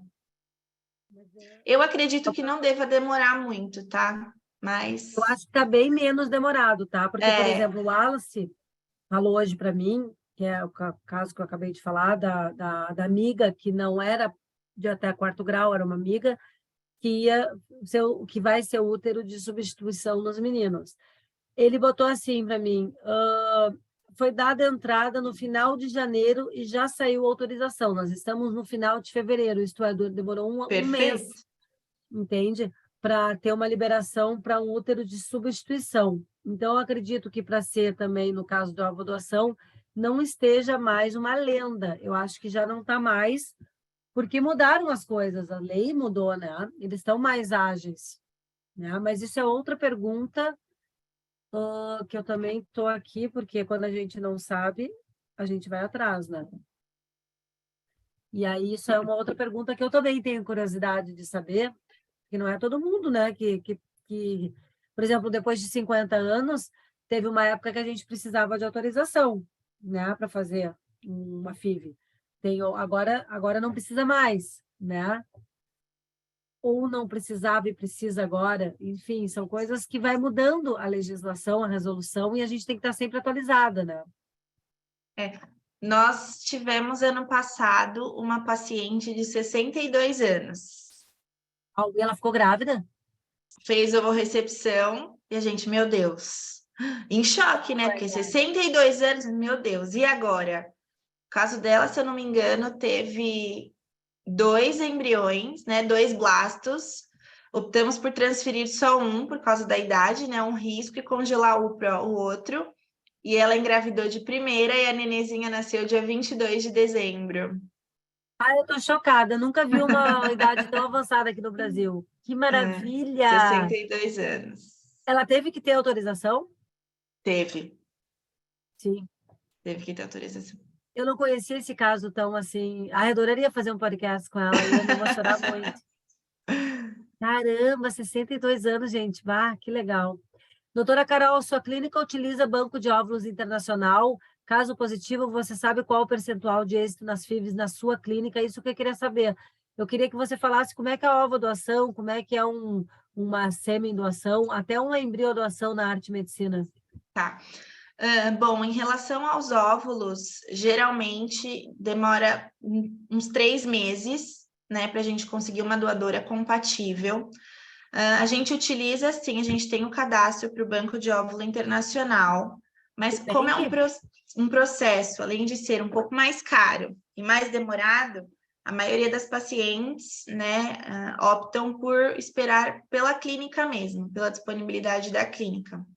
Em relação ao banco de sêmen, nós temos os parceiros, né, ProCid e Crio Brasil, pela Fairfax. E embrião também a gente depende da disponibilidade dos casais de doarem, né? Uma coisa que eu tenho percebido muito é que, assim, os casais que fazem ovodoação, eles são muito mais aptos a doar os seus embriões. Tá bom. A gente foi ajudado, né? É isso. Então, nós, né, tudo depende da disponibilidade. Nós, na arte, não fazemos banco de óvulo, então é totalmente doação compartilhada. Então, por isso que leva um tempo para a gente poder fazer essa ovorrecepção. Quantas tentativas para óvulos doados cumulativamente, né? Vocês têm estimativa? Isso é uma pergunta muito assim frequente. Não entendi a pergunta. Então, a gente tem a ideia de que a gente vai fazer com óvulos doados e que vai dar de primeira, entende? Porque a gente já tá largando o nosso DNA, largando o nosso óvulo, né? Totalmente desprendida de tudo isso, e a gente vai ter aí um óvulo doado de uma jovem. A gente vai com muita expectativa achando que vai sair de primeira. Assim como dá de primeira, pode não dar. Você tem mais ou menos... Essa é uma pergunta meio difícil de responder, mas assim, vamos tentar, né? Quantas tentativas são a média, por exemplo, para a gente ter esse resultado através de óvulos doados? Ó, segura a pergunta aí. Essa aqui, ó, é o embrião da Grazi, tá? Que lá na nossa pergunta ali, ela falou sobre a classificação dele. Consegue ampliar só um pouquinho para mim? Consegue ampliar, Diego? Aí. Tá. Ó, eu vou Aqui ver se eu nessa acho. imagem não aparece a classificação do embrião, tá? Eu vou te falar. Grazi, coloca de novo no chat aí, porque a gente pode relembrar a classificação que a Grazi botou aqui, tá? Coloca aí de novo e abre o chat, doutora Carolina, e vê de novo. A Grazi vai te relembrar qual é a... Ou se não, vai ali nas nossas perguntas para cima, a gente consegue ver. Deixa eu ver se eu consigo aqui. Não, deixa a primeira, deixa a primeira. Depois a gente vai para a segunda foto. Então, ó, aqui eu não sei se é essa pergunta, tá? Mas fala da qualidade 7C e 2D. Então, tá aqui, ó. Boa noite, fui buscar a minha última tentativa em junho de 2002, 4 ócitos. Plantou 2, qualidade 7C e 2D. A penúltima depois, 2CC. Essa é a pergunta aí. Então, aqui, pela imagem, eu vejo um blastocisto.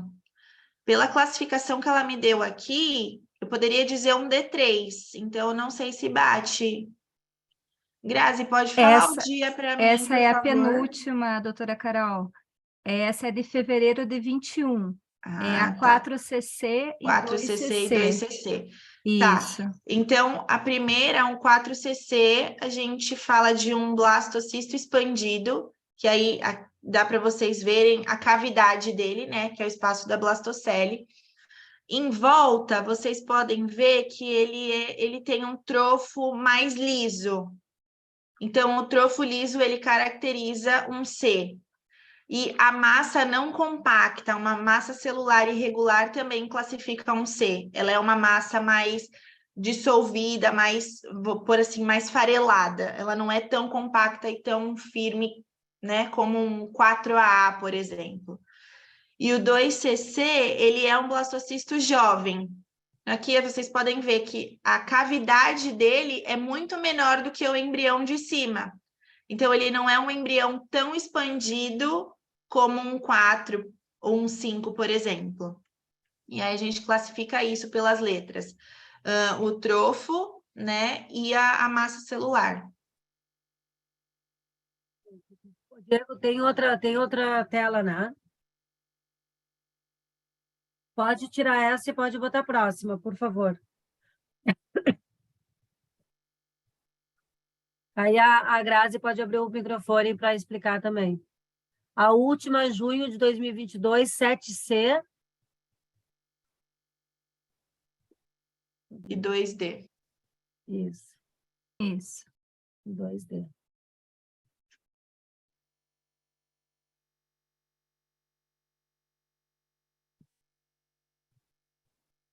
Depois tem... Olha, hoje tá boa a coisa, hein?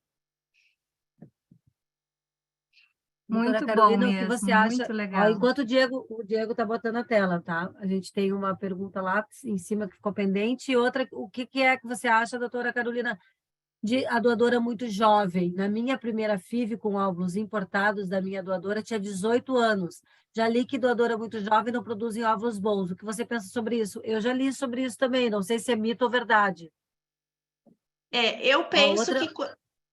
ó, seguramos duas perguntas. Tá. Vamos ver aqui.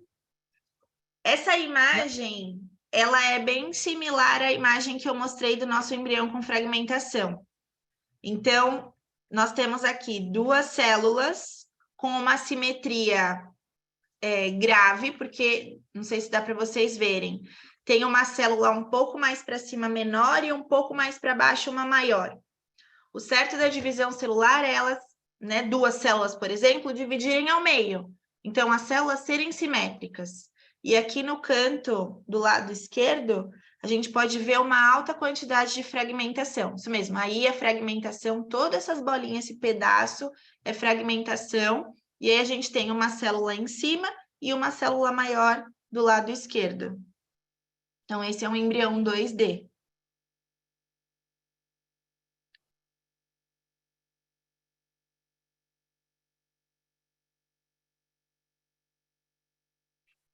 Não. Tá. Então, assim, ó, gurias, muito legal. A gente viu aqui 2 casos reais de uma tentante que está conosco, tá? Vamos terminar de falar aqui sobre essa coisa da doadora de 18 anos, porque eu também tenho essa dúvida, tá? Porque eu não tenho certeza, eu acho que ela é muito importante, porque é muito difícil a gente aprovar uma doadora, seja por 1000 motivos. E uma das coisas que também a gente tem que pensar é sobre a idade dela. Assim como a gente acha uma doadora de 37 anos com idade avançada, a gente também tem que pensar naquela de 18. O que você acha sobre isso, doutora? Eu confesso que eu prefiro doadoras jovens, mas 18? quanto maior a quantidade de óvulos, menor a qualidade deles. Maior a quantidade, menor a qualidade de uma doadora? Olha isso. Sim. Às vezes fala assim, nossa, mas eu só tive 10 óvulos. Perfeito, porque a qualidade dos 10 vão ser muito melhor de quem recupera 15 e 20. Tá? Então, a idade é aquilo. Quanto mais velha, maior a probabilidade de alterações.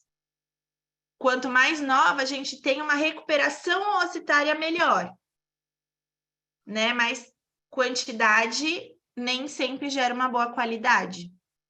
Então, assim, a gente precisa ter um equilíbrio, né? Mas eu, particularmente, prefiro óvulos mais jovens, que eu vejo uma evolução melhor do que óvulos mais velhos, com uma idade mais avançada. Nós temos um embrião aqui, que é de uma outra menina que me mandou aqui, e eu pedi para o Diego colocar, tá? É uma futura mamãe solo, tá? Foi o único óvulo dela fecundado com sêmen de doador, tá? Ela não conseguiu a gestação e ela pediu para que a gente falasse do embriãozinho dela, uma vez que a gente falou aqui do anterior, e eu acho que é muito legal essa coisa do caso real, principalmente quando a gente se trata de pessoas que estão aqui no grupo. Vou começar a fazer mais frequente nos próximos 9 webinários isso. Gostei de hoje. Foi a primeira vez que a gente fez, eu acho que sempre válido. O que você acha, doutora Carolina, desse óvulo aqui fecundado com sêmen de um doador? Esse embrião aqui, ele deve ser um embrião de D3, aparentemente entre 12 e 13 células. A fragmentação dele é mínima. E se vocês olharem, a simetria das células, ela é bem parecida, né? O tamanho das células são bem parecidos. Então, mostra que ele teve uma divisão celular correta.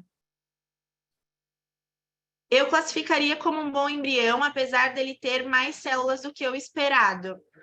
Então, a gente pode considerar ele um embrião levemente avançado, né? Porque em D3 a gente espera de 7 a 10 células. Então, acredito eu que esse embrião tenha um pouquinho mais. Mas ele é um bom embrião. Gostei dele.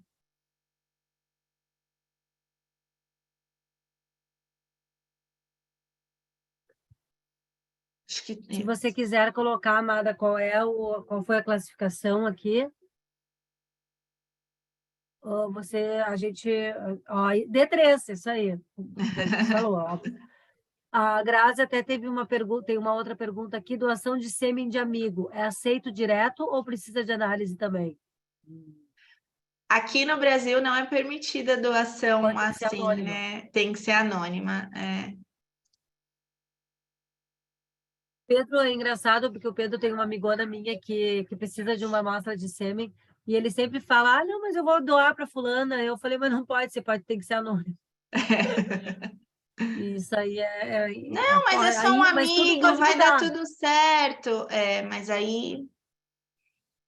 Pode mudar, né? A gente não sabe da resolução. Mudou várias vezes em um ano aí, teve 2 mudanças radicais. A gente estava falando da prima, né? Dessa coisa de família, doação entre família. É uma coisa que eu acho que precisa ser muito bem resolvida. Porque numa briga de família, ela fala, mas o seu filho é meu. Aí joga na cara. Aí, às vezes, a família nem sabe e vira aquela bagunça. Aí você fala, meu Deus. E agora? Não pode acontecer, não tem... Ninguém é mãe de célula, querido. Sim. Ninguém é mãe de célula. até virar um embrião, muitas águas vão rolar, entendeu? Primeiro que ninguém é mãe de célula, e segundo até a coisa acontecer, desculpa, mas existe um processo aí, entendeu? Então isso não pode acontecer de forma alguma. Transferir, ó, o Wallace aqui, transferir 2 embriões 4AA, só aumenta a chance de ter gêmeos ou aumenta a chance de gravidez? Eu sei por que tu está perguntando isso, Wallace. Está chegando a tua transferência. Gestação gemelar, a gente não pode ter uma garantia. Acho que nenhuma gestação, né? A gente consegue dar uma garantia. Aqui nós temos 2 embriões top quality, 4AA. Né? Aqui pra gente são 2 blastos expandidos com um trofo excelente e uma massa celular também excelente. Então, assim, gêmeos. Eu coloquei 2 e vou ter gêmeos. Não necessariamente. Ele pode ser o embrião mais lindo do mundo, mas ele pode não estar apto para implantar naquele endométrio, né? Então, assim, pode aumentar a chance de gravidez. Pode ser que tenha gêmeos? Sim, pode, eu não posso falar que não. Mas eu diria aumentar a chance de gravidez do que uma gestação gemelar.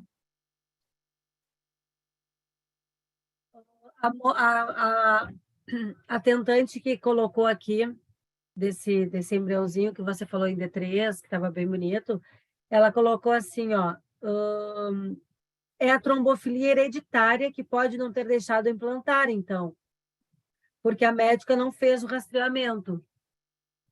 Pode ser isso, então, né? Pode. Então, a gente já sabe que para essa tentante, daqui a pouco a gente tem que fazer algum exame mais específico sobre isso, né? A gente também já falou sobre trombofilia aqui numa webinar bastante, mas nunca é demais. Assim também. Uma coisa que eu gosto de falar muito é que, assim, quem comanda a evolução do embrião até dia 3 é o óvulo. E de dia 3 em diante é a parte seminal. Então, em D3, ele pode ser um lindo embrião, né? No caso desse daqui que está na tela, as células simétricas, sem fragmentação e tal. Mas não necessariamente essa não implantação, se ele foi transferido em D3 mesmo, essa não implantação é causada pela trombofilia. Pode ser que ele não tenha se tornado um blasto. Uma coisa que eu penso muito é assim, é bom fazer uma transferência em D3? Tem gente que gosta, tem gente que não. Mas há a expectativa da paciente, por isso mesmo. No laboratório, quando a gente deixa ele até D5 ou D6 de desenvolvimento, a gente sabe que ele não chegou a blasto. Ou que ele chegou e ele pode ser viável para transferência ou uma biópsia. Quando ele não chega, quando a transferência é realizada em D3, eu não tenho como saber se é por uma trombofilia hereditária ou se é por um não desenvolvimento do embrião. Porque a gente vê muitos embriões parados. Eu poderia olhar essa foto e falar assim, ele pode ser um parado em D5. Então, realmente, será que é um problema de trombofilia não ter implantado? Ou é porque o embrião não tinha qualidade suficiente para isso? Ele não teve a continuação do desenvolvimento, né? É o que a gente fala. Quando a gente vai fazer, no caso lá da arte, a gente só trabalha com a ICSI, a gente não faz a FIV clássica. A gente analisa os melhores espermatozoides, de melhor morfologia, mas eu não sei como está o DNA desse espermatozoide. Eu vou olhar a melhor morfologia do óvulo, mas eu não sei como é o DNA desse óvulo.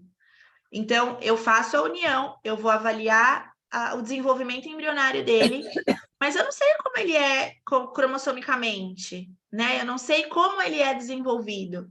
Então, um conselho que eu dou, e assim, até mesmo para não criar tanta expectativa, porque eu acompanho isso todo dia e eu falo, a gente que trabalha com isso, às vezes, entra numas neuras absurdas. Então, assim, eu só tenho um embrião, vou transferir em D3? Tudo bem, não tem problema nenhum. Mas talvez se você deixar ele até D5, você sabe que não é um problema com você. Você sabe que é um problema embrionário. Então, a gente pode tomar uma linha de conduta diferente. Porque quando a gente não sabe o que diferenciar, fica mais difícil da linha que a gente tem que seguir. Então, nesse caso, transferir um embrião em D3 é a trombofilia hereditária? Pode ser que sim. Mas se ele não virou um blasto? Se ele não virou um blasto, ele não vai implantar. Então, o problema não é a trombofilia, é a qualidade do embrião. Tá, e me diz uma coisa, olha só. É aquela pergunta que a gente não respondeu, a gente vai ter que... Tem 3 perguntas, tem muita pergunta, mas vamos lá. Na minha... só um pouquinho. Sobre aquela coisa do... agora eu quero... Só um pouquinho. Cadê? Estou sobre a taxa acumulativa. Existe isso? Olha, cada caso é um caso. Eu não posso te falar assim de uma maneira geral, porque é isso. A gente tem a qualidade do óvulo, a gente tem a qualidade do sêmen e a gente tem a qualidade endometrial, né? Então, eu tenho pacientes, sim, que de primeira engravidam, que foi o caso dessa de 62 anos, óvulo doado, sêmen doado, transferiu e implantou, e tá tudo bem de primeira. E tem casos de pacientes que pegam também óvulo doado, sêmen doado, ou até o sêmen do marido, que a gente vê que, né, morfologicamente tá tudo bem e precisa de 1, de 2, de 3, de 4, de 10 vezes. Então, cada caso é um caso. Tem que ser avaliados separadamente. Mas eu ainda vou trazer um cálculo que uma vez eu escutei, que agora eu não vou saber, mas que existe, assim, cálculo para saber coisa cumulativa. Isso aí eu vou escutar também, porque eu escutei uma vez, mas eu vou trazer isso, tá? Não te preocupa que o que não for respondido agora vai ser depois. Então, tá tudo certo. Doutora Carolina, um embrião pior, ele atrapalha o melhor ou ele ajuda? Por exemplo, se transferir 2 embriões, sendo um 3A e um sendo 1A, um atrapalha o outro? O pior atrapalha o melhor? Então, aqui a gente não tem como falar que um é pior que o outro, porque são 2 embriões AA. O que vai diferenciar aqui é o grau de expansão. Então, foi que nem como eu falei no início. Às vezes, o embrião 1AA, se ele ficar um pouquinho mais na incubadora, ele vai se tornar um 3 ou um 4AA. Tudo pode ser questão de tempo para o embrião. Uma vez eu escutei num curso que o embrião não tem relógio. Então, para a gente, é isso. Ah, não, mas é o horário da checagem agora. Mas com o embrião não tem isso. Ele vai estar lá se desenvolvendo no tempo dele. Alguns são um pouco mais atrasados, outros um pouco mais avançados. Eles têm o seu momento. Então, aqui, a gente não tem como falar que é um embrião pior do que o outro, tá? Porque o trofo e a massa, que é o que a gente avalia, que é o que vai gerar a placenta e o bebê, eles têm uma classificação morfológica boa. O que está diferenciando aqui nos números dos embriões é o grau de expansão da cavidade, que às vezes, de novo, um tempo a mais na incubadora geraria um embrião mais expandido. Se a gente estivesse falando de um 3AA e um 4CC, pode ser que sim. Pode ser que ele atrapalharia. Mas nesse caso, 3A e 1A, não. É bom a gente já ter um pouco de conhecimento para saber essas diferenças, né? Que legal. Me diz uma coisa, tem uma moça aqui que está com uma doadora de 18 anos com 12 óvulos, tá? Estou na dúvida entre fazer ou não a biópsia. Vamos ajudá-la. A questão é, tem indicação para biópsia? Tem um fator masculino severo? Tem um aborto de repetição? Tem um histórico de má formação na família? Vamos contar do lado do marido, porque, né, os óvulos vão vir de uma doadora, ou da doadora, tem alguma informação em relação a isso? Se a gente conseguir descartar essas hipóteses, não tem por que fazer, porque não tem indicação, né? Se a gente não tem um fator masculino, se a gente não tem um aborto de repetição ou uma falha de implantação, e não tem má formação, não justifica fazer a biópsia, até porque a idade da doadora ela é bem jovem.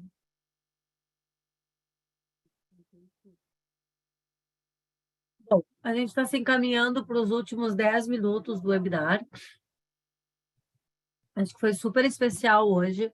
Acho que a gente, como eu falei anteriormente, vai trazer mais os casos de vocês aí de dentro, de dentro do nosso próprio grupo, para as 9 últimas webinários, que eu achei muito interessante. Até porque nós estamos, Camila e Carol, só para vocês entenderem, do estágio que a gente já passou da introdução, né? Muita gente chegou aqui sem saber o que era um embrião euploide, sem saber o que era um blastocisto, e hoje nós já passamos aí por umas 6 webinários de janeiro, 7 de fevereiro, estamos indo para as 9 últimas de março. Então, hoje, isso tudo que a gente falou, ela é de mais fácil entendimento do grande grupo, do que se eu tivesse feito essa webinar há 1 mês e meio atrás, entende? Então, por isso que um webinar é independente do outro, mas, ao mesmo tempo, ele é pensado com bastante antecedência para que a gente não, Complementar. né, não deixe ninguém, assim, apavorado, né? Porque já é uma caminhada difícil, quem ainda ficar mais nervosa ainda, o nosso objetivo é trazer uma certa tranquilidade. Como? Com informação, não um pânico, né? Então, por isso foram feitos em fases, assim. Tá? E eu acho que a gente entrou nessa fase mais avançada, e hoje, para mim, a surpresa é muito boa. Eu acho que a gente pôde abrir um pouco o microfone, que foi maravilhoso, né? Quando a Grazi entrou, para explicar o caso dela. Acho que a gente vai começar, nos últimos 9, trazer casos reais de vocês, não só os casos que eu trouxe, né? De reais, mas os de vocês, eu acho que a gente vai conseguir fazer uma troca bem interessante. Então, foi maravilhoso, queria agradecer. Maravilhoso encontro, muito obrigada pela presença. Imagina, Grazi, a gente está aqui juntos. A Grazi está sempre aqui conosco, do primeiro até agora, ela nunca falhou, eu acho. Então, está sendo muito boa, né, essa troca nossa com as famílias. Eu queria, assim, só que você, Camila, deixasse uma mensagem, tá? De despedida, de inspiração, de renovar esperanças, enfim, o que você achar que você deva falar para as famílias que estão até agora conosco, até as 22 horas, são bastante, né? O webinar foi bem bom, assim, até na audiência hoje. E depois a doutora Carolina também deixa uma mensagem para a gente finalizar em grande estilo e nos vermos na quinta-feira.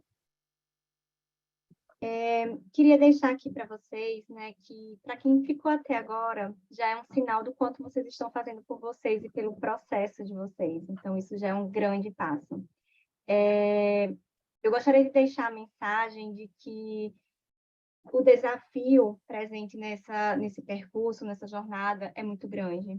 Cada realidade é uma realidade e os desafios eles vão ser inúmeros e diferentes para cada casal, para cada família. Mas que vocês, de forma alguma, deixem de se olhar e de se cuidar em meio a esse processo. Porque é tão natural, tão comum que vocês acabem se esquecendo, acabem se deixando de lado, não consigam se olhar mais com o mesmo cuidado que se olhavam antes, devido a tantas frustrações, a tanto sofrimento, a tanta ansiedade.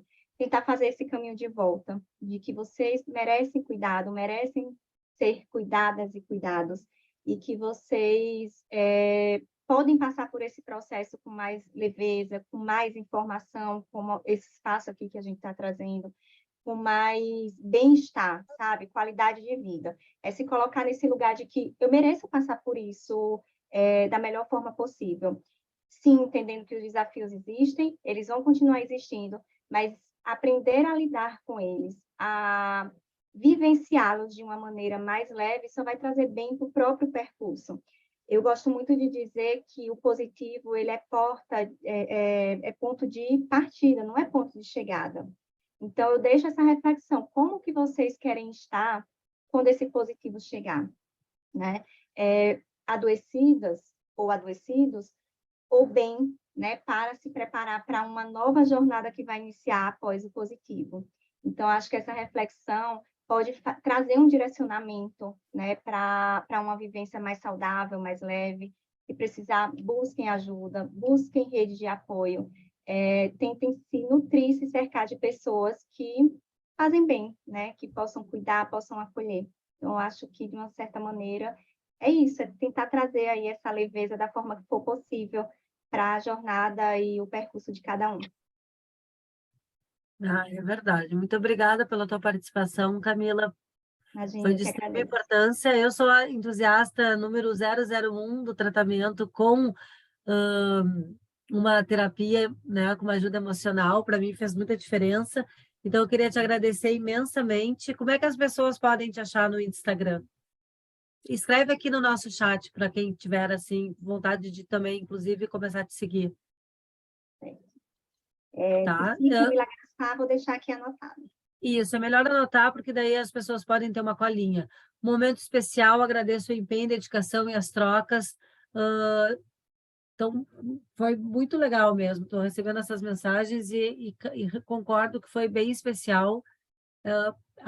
@Psi Camila Gaspar, que é o Instagram. Né? E lá no site também, né? Coloquem tanto a Arte e Medicina, que está ali no Acho Sua Clínica, vocês podem ver a nossa live que eu fiz com a doutora Carolina, vocês podem ver as fotos e tudo mais da clínica, e no Acho Seu Especialista vocês vão achar tanto a Carolina Tomazinho quanto a Camila Gaspar. Aí o Acho Seu Especialista no site é pelo especialidade, né? Se vocês botarem especialidade psicóloga, vai dar as psicólogas, e se você botar embriologista, vai dar a doutora Carolina, tá bom?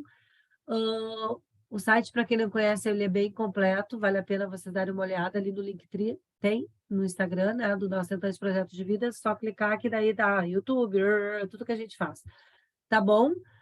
Doutora Carolina, manda uma mensagem aí, e antes disso, eu só queria falar que a nossa tentante, a Irina, que mostrou o blastocisto no dia 3, ela botou assim, fala para a doutora, Cá, que eu fiz a punção em abril, a punção para ver a trombofilia, onde ele foi fecundado.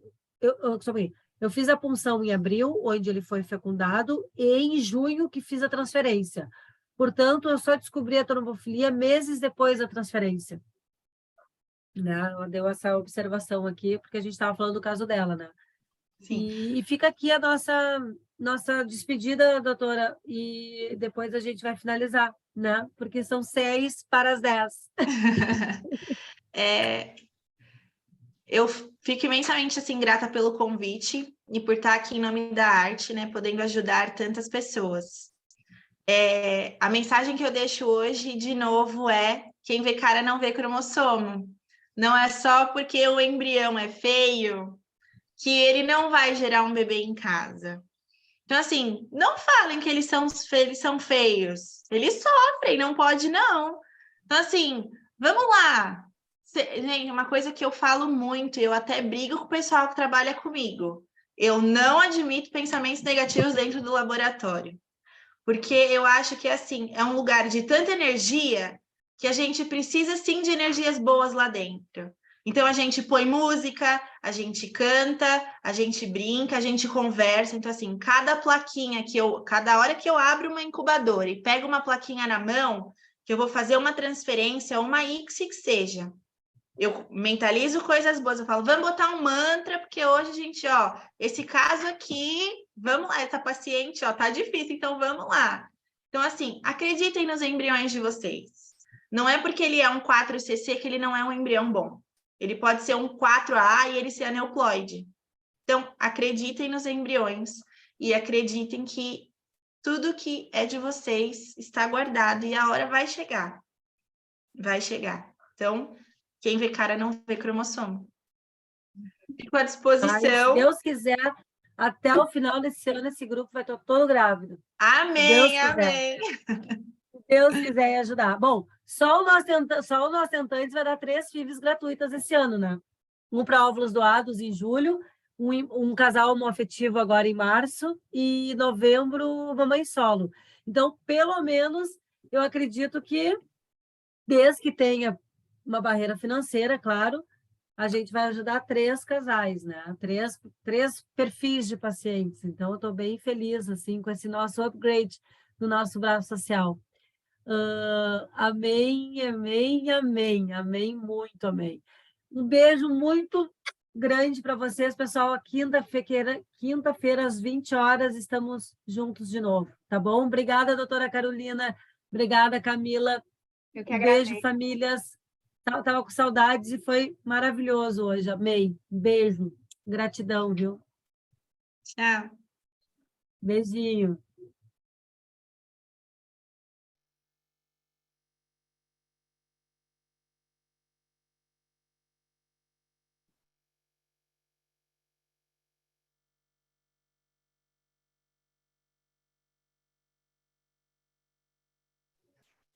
Oi!